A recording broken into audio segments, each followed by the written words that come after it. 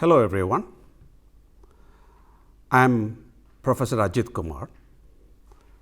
This session is in continuation of the discussion Dr. Kshema Jose and I had regarding the origins of interpersonal communication.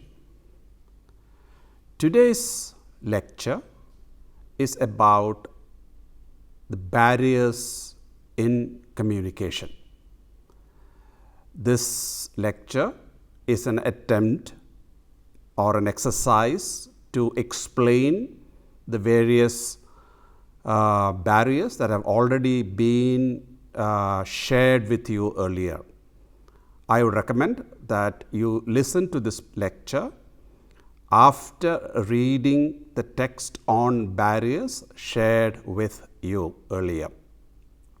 Let's get started. Barriers. What are barriers? Of course, we all know the term barriers.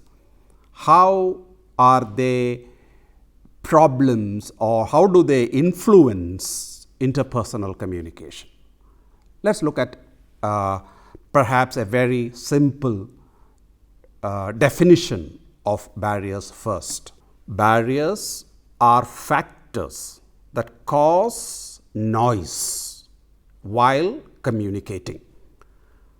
Noise while communicating. And what is noise? Noise, again in very simple terms, are hurdles, impediments, obstructions, difficulties. Anything that causes impediments, hurdles, obstructions, or any sort of difficulty in a communication transaction is deemed noise, and that noise becomes a barrier in making sense. If you recall, we had said earlier that communication, especially interpersonal communication, is all about meaning making, not just about interpreting or deciphering incoming messages. It's about meaning making. And noise prevent at times, too much noise, the meaning making process.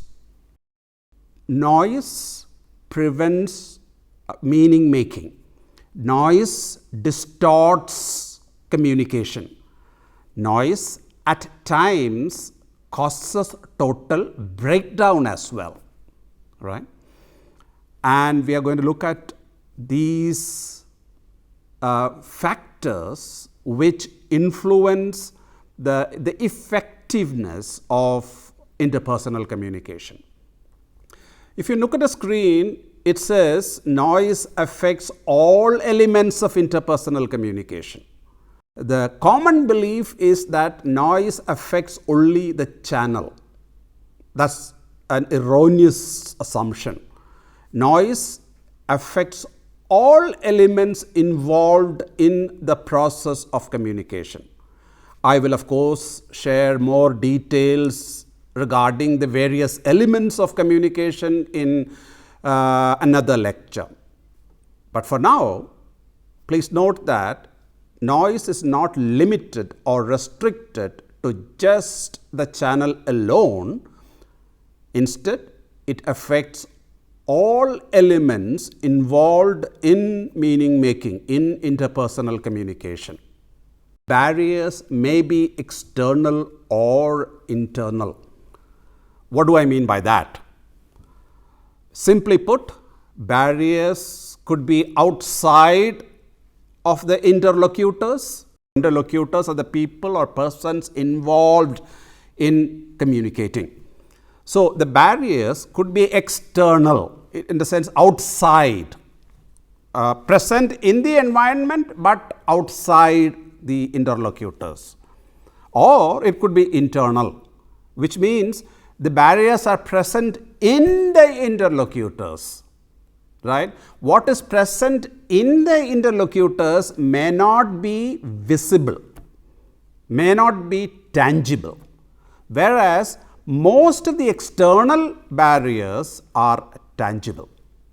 That's why I said the the barriers may or may not be tangible. Most of the internal barriers are not tangible, whereas the external barriers mostly are tangible. Why do we need to know of barriers? Why is this discussion on barriers important? Why do we need to understand barriers or study about barriers? Well, the simple reason is, if you know them, if you know the barriers, if you know of barriers and their effect or impact on interpersonal communication, you will be able to take corrective or remedial action to minimize the impact of barriers on your message or on the meaning making process, right? Now, since I have classified barriers as external and internal, it's only fair that I give you some more details of both. I'll start with external. This inappropriate venue is an external barrier. What do I mean by inappropriate venue? Well, where you transact communication, where the communication transaction happens, plays a very important role in successful meaning making, in successful understanding or comprehending of the message and reacting to that, of course, right? What about the place? Why is the place very important? If the place is not conducive, the venue is not conducive, it's let's say a very noisy atmosphere. You are trying to have a very serious conversation in a pub or a discotheque, right? The surrounding noise of all sorts, right? Not just not the audio noise alone, noise of all sorts, lights, movement, and other colors and all that. All of them will obstruct, will prevent you from making full sense of what the other person is saying. And remember, you react to what you have made sense of.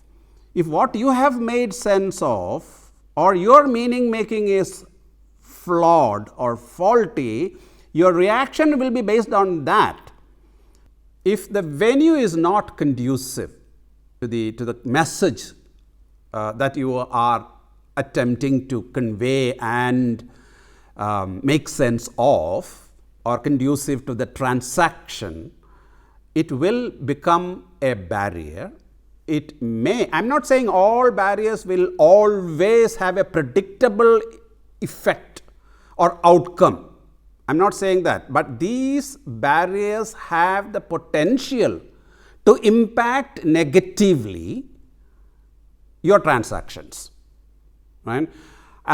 Therefore, the wrong place, if you choose the wrong place to convey the message, that would have to be considered as a barrier.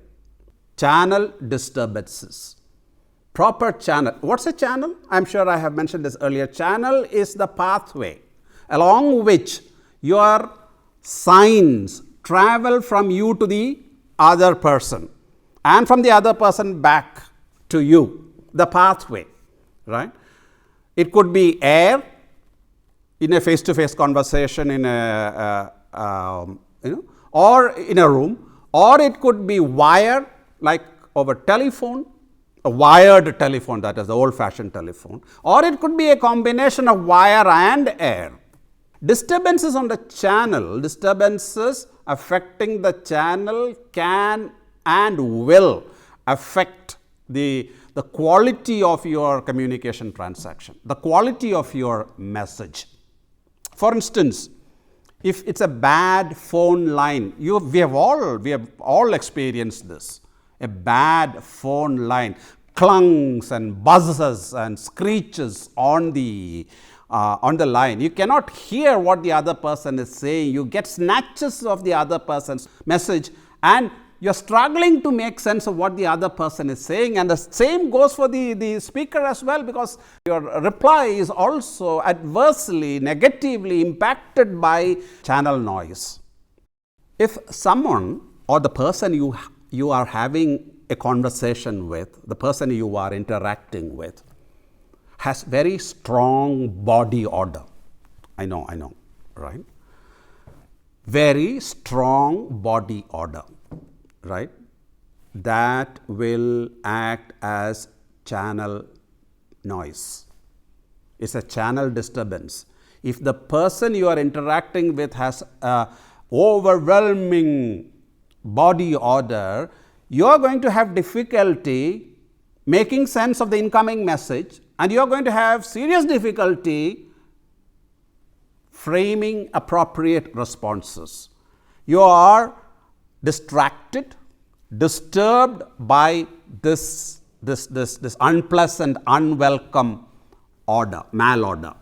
Same goes for all sorts of odor. Even perfumes, if it's too powerful, it can have the same effect. It doesn't have to be malodor. And you're stuck with this person, and he's attempting or she is attempting to communicate with you, ask you questions, be nice to you, small talk, you see, but this is putting you off. That is a barrier. You want to terminate that transaction as quickly as possible, because the odor, the smell, the too powerful smell is affecting you. Distracting visuals are also examples of channel disturbances. What do I mean by distracting visuals?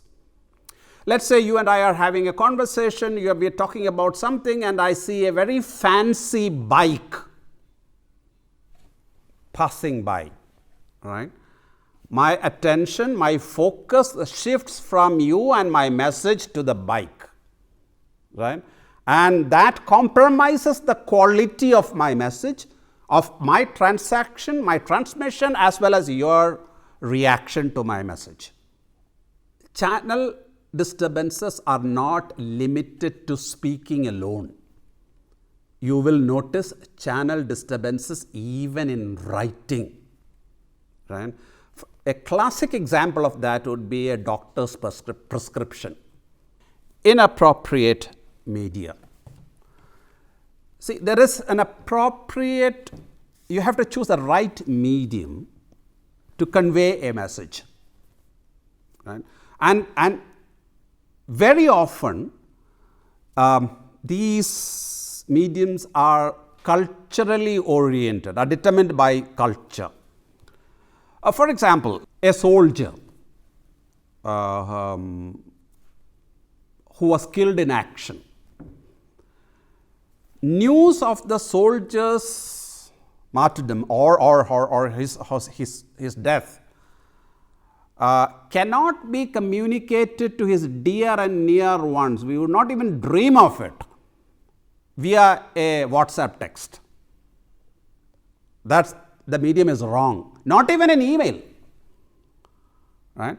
You have to, and in most civilized countries, officers of the corps, they go to the soldier's house, meet the family, break the news and express their condolences. That is the right way to communicate a certain message. Inappropriate media completes my list of external barriers. But please note that my list is not an exhaustive one. There are many more external barriers. What I would urge you to do is think of more such barriers, as well as think search for more instances of the barriers that I have already discussed with you. In this session, we are going to discuss internal barriers. If you recall, I had already mentioned that external barriers are outside of the interlocutors, whereas internal barriers are present in the interlocutors, within the interlocutors, right? Most internal barriers are pre-existing in the communicators, in both the communicator as well as the communicatee, in the participants of the interaction. They pre-exist in them. Let's look at them one by one. Strong emotions. Strong emotions are very powerful internal barriers. Examples of strong emotions would be fear. If you are fearful of the person you are interacting with, you are transacting with, that is going to influence your thought process, your articulation, your reaction, and so on. Fear is a strong emotion that often impedes communication or meaning making. Likewise, anger. If you are angry with the person or with something else or someone else, if anger is in the picture, if you are angry, either you or the interlocutor, if one of the interlocutors or both interlocutors are upset or angry about something, that again will have a very negative impact on meaning making, on communication. Think about it, right? You must have all experienced this sometime or the other. One more example of a strong emotion would be shame. If you are experiencing shame about something, could be the subject matter of the interaction, the topic of the interaction, could be something to do with the interlocutor. Whatever it is, if you are about yourself, you are feeling shame, you are feeling shameful, or feeling ashamed of what you are wearing or how you look like or how you speak or whatever your appearance, that also will have a very negative effect on your thought processes and your ability to communicate, to articulate your thoughts, as well as make meaning of incoming messages. Strong emotions. This is again not a exhaustive list, it's not a complete list. You can add many more to this thing, to strong emotions. I just mentioned 3 of them. Tendency to jump to conclusions. There are people, I have come across people who have a tendency to jump to conclusions. They have already made assumptions about what you are going to say, about your message, right? Those assumptions could be based on previous experiences with you, with the same interlocutor or with other interlocutors. Doesn't wait for you to finish to make sense. Completes your messages for you from his own expectations and assumptions, her own expectations and assumptions. Here is another internal barrier, preoccupation. If one of the interlocutors or both, are preoccupied with something else, that is, if you are thinking of something else, you can't be focusing on formulating your messages or making meaning of incoming messages, because your attention is divided between what's going on in your mind and the ongoing transaction. You're trying to speak to somebody on some topic, but you are at the same time thinking of argument you had with your mom, your dad, with your parents or your friend or your siblings that morning. You had a very serious argument, right? And you're still smarting. Right? If you are thinking of that, you are preoccupied with that, you are not going to be able to give your 100% to the ongoing transaction. That is an internal barrier. Cross-cultural interaction. This again is a very interesting barrier. People often are either unaware of it or don't know what to do about it. Here, the interlocutors are from different cultures. The speaker and the listener are not from the same cultural background. They are from different cultures. When two cultures interact, when two cultures attempt to transact communication or messages, cultural barriers come into play. Let me give you a few examples of that. The use of the term madam has very interesting connotations across cultures. The term madam is a very polite and respectful way of addressing a woman. That's what you would see if you looked up a dictionary.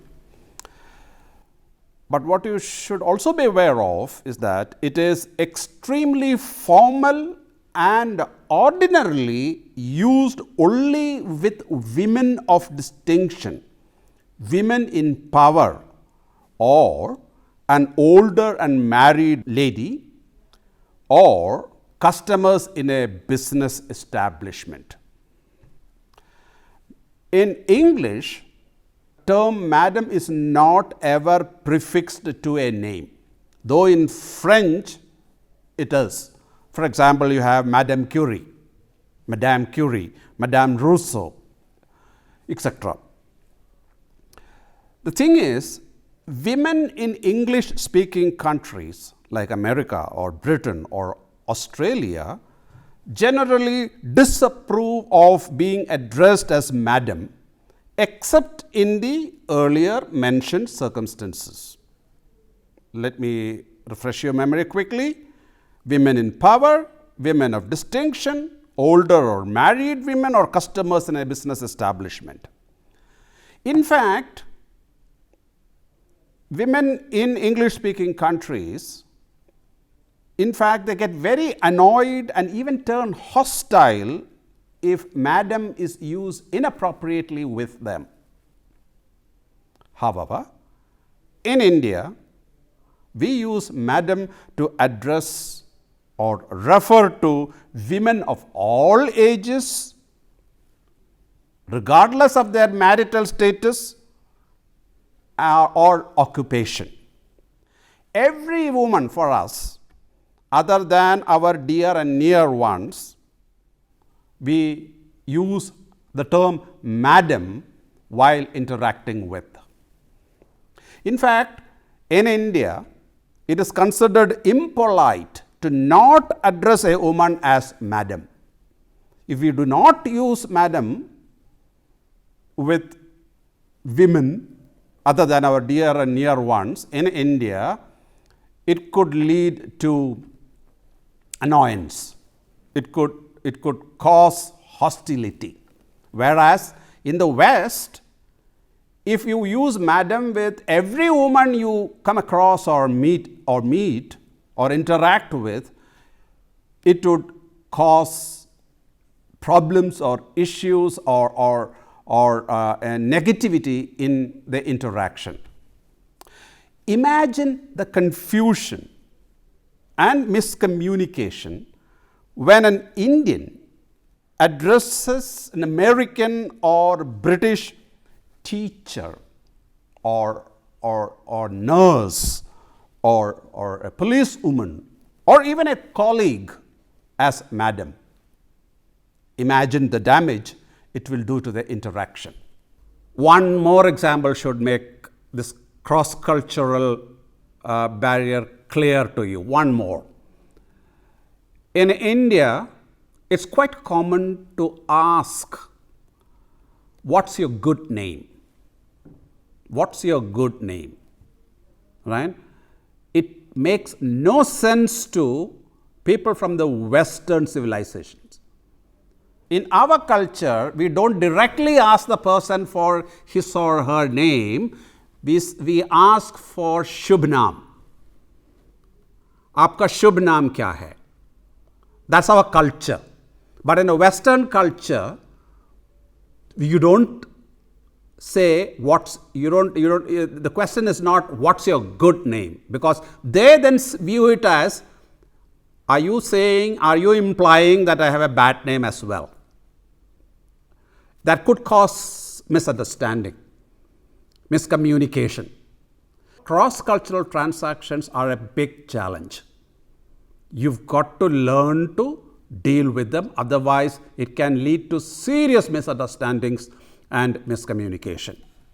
Linguistic proficiency, inadequate linguistic proficiency. That is again a major barrier. See, you need to know the code. If you do not know the code, which is both verbal and non-verbal, if you do not know the code, you can end up causing a lot of confusion in the transaction, right? Or the other person do not know the code, you can end up misreading the message, misunderstanding the message. For example, such difficulties can arise from pronunciation. It can arise from vocabulary. It can arise from grammar. Right? I'll give you examples. A lot of Indians pronounce S-N-A-C-K, the word S-N-A-C-K as snake. It's inaccurate pronunciation. The correct pronunciation is snack. A lot of Indians mispronounce it as snake. Imagine somebody asking you whether you'd like some snakes during tea.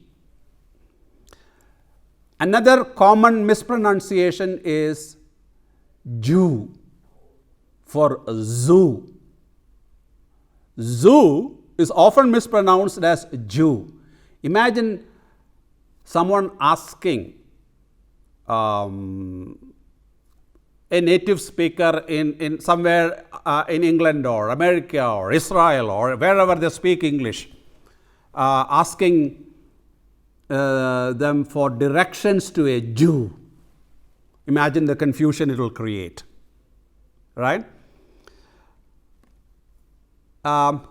Sentence structure, if the structure itself is wrong, that can cause confusion. There is no any water in my cup. It's causing confusion. There is no any water in my cup. Sometimes informal language, we all know that language is formal, neutral and informal. I won't go into the details of that. But if you use informal language in formal occasions or vice versa, it can result in a linguistic confusion. For example, the expression okay, that itself is informal, right? But if you want to make it more informal, it would be like okie dokie. Okie dokie. Imagine a situation where someone you respect, someone older than you, someone maybe your boss or your teacher or someone asks you to do something and you respond with okie dokie. It is not wrong, but it is inappropriate and therefore is a barrier. The teacher will immediately jump to the conclusion or will think that you are an impertinent person and it is impudence on your part to respond with okie dokie, because that is informal and you don't use it in formal situations. These barriers, both internal and external, together wreak havoc on interpersonal communication if we do not cope with it. We need to deal with this. You cannot wish them away. And I am going to tell you next about coping strategies.